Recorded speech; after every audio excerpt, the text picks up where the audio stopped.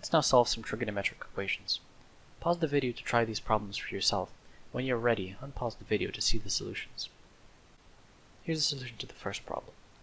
Here we have our equation, which we can put in the form sine of 2x equals plus or minus the 1 over the square root of 2. Now, we have this 2x thing in here, which is going to cause us some trouble. Now, what this means is the graph is being squished by a factor of 2, meaning that our domain, which goes from 0 to pi, is actually going to include 2 periods of this graph.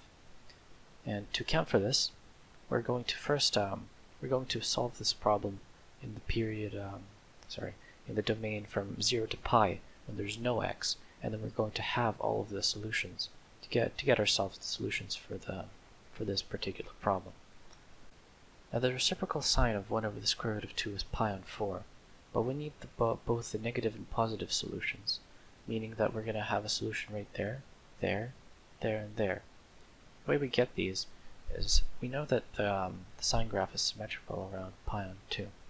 So we can simply take that pi on 4 and then just subtract it from the pi here, and then add it to get the solution there, and subtract it from 2 pi to get the solution here. And that's how we get our solutions for 2x. And then we just have all of them to get our solutions for just simply x. The answer to question 2 is much similar to this one.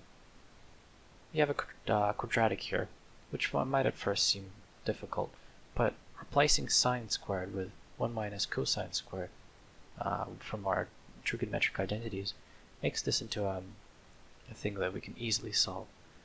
Doing this and rearranging, we get this quadratic and cosine, which we can then factor.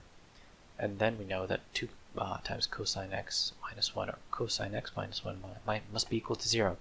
Therefore, cosine of x must be equal to a half or 1. The case with 1 is easy because cosine x equals 1 and 0 and 2 pi. However, at 1/2 we need to do the reciprocal sign of reciprocal cosine, and then which is going to give us the value of pi over 3 somewhere here. But then we also need to add that to 3 pi over 2 because we also have a solution over here.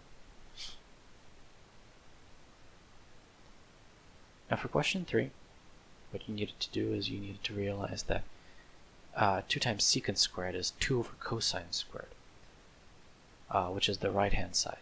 For the left hand side, you can cross multiply these two to get ourselves this expression, which simplifies to 2 over 1 minus sine squared a, and 1 minus sine squared a is simply cosine squared a.